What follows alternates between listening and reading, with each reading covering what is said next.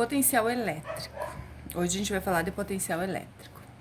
O potencial elétrico criado por uma carga Q em um ponto distante dela, né, de uma distância D, é uma grandeza escalar, quer dizer que mede-se um valor, tá? Não importa a direção e sentido, não é uma grandeza vetorial. E ela é representada pela razão do EP, que a gente já viu na outra aula, que é a energia potencial adquirida pela carga num determinado ponto. O que isso quer dizer? Que em determinado local vai ter uma energia potencial, num outro determinado local vai ter um outro potencial elétrico. Tá? Então, para a gente calcular o potencial elétrico, que é representado por V, a gente vai pegar essa energia potencial e dividir pelo valor da carga.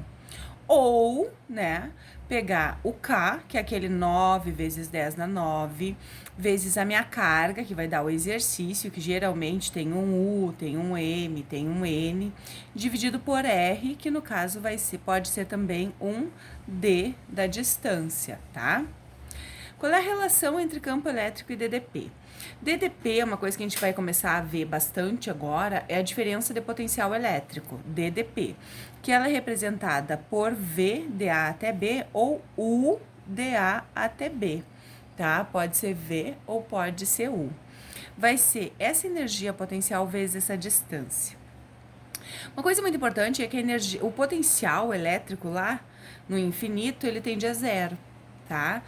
Vai dizer assim, uma carga sai do ponto A e tende ao infinito, quer dizer que ela vai muito longe, a distância é muito longe. Então, lá naquele ponto B, que vai ser muito longe, que tende ao infinito, a gente não vai precisar calcular o ponto B, porque vai ser zero, tá?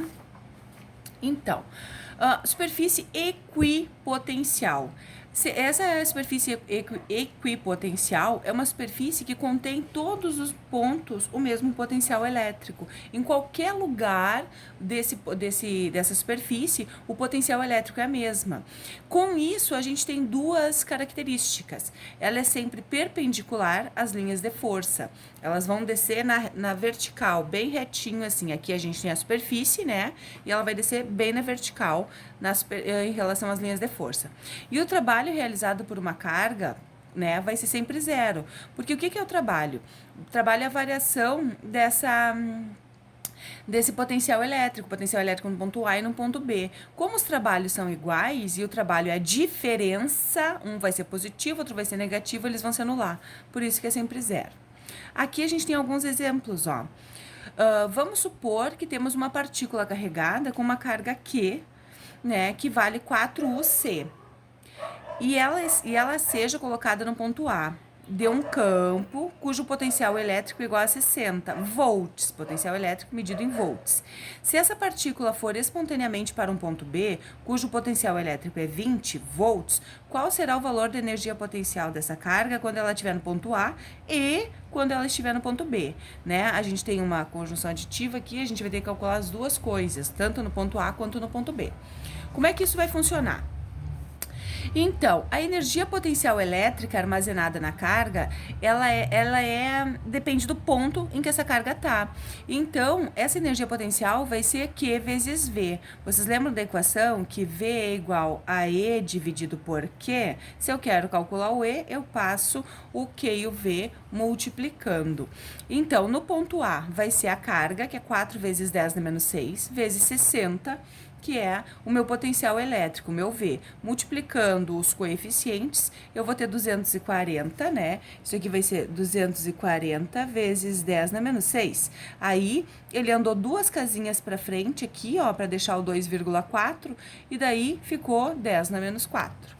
No ponto B, vai ser a carga vezes 20. 4 vezes 20 dá 80 vezes 10 na menos 6, que ele tirou um zerinho e descontou, ficou 8 vezes 10 na menos 5. Um outro exemplo que a gente tem aqui diz assim, supondo que uma carga elétrica seja deixada em um ponto A de um campo elétrico uniforme e depois ela percorre uma distância de 20 centímetros dessa carga e passa para um ponto B. E ela faz isso com uma velocidade de 20 metros por segundo. Então, desprezando a ação da gravidade, né, deleta essa parte, calcule o trabalho realizado por esse deslocamento, né, para essa carga aí. Aí ele deu aqui a massa da carga e o valor da carga.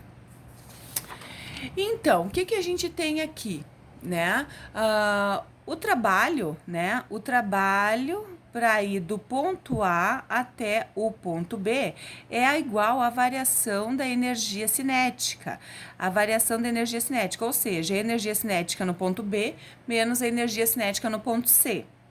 Essa energia cinética no ponto A é zero, tá? Porque ela não começou a se mover ainda. Depois que ela começou a se mover, que ela começa a adquirir uma energia cinética. Energia cinética, conteúdo lá do primeiro ano, é a energia do movimento.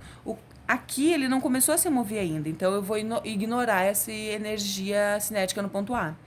A energia cinética no ponto B, então, vai ser a massa vezes a velocidade ao quadrado dividido por 2, que é a equação que a gente utiliza para calcular a energia cinética. A massa, ele deu lá no exercício, tá? Que é 4 gramas.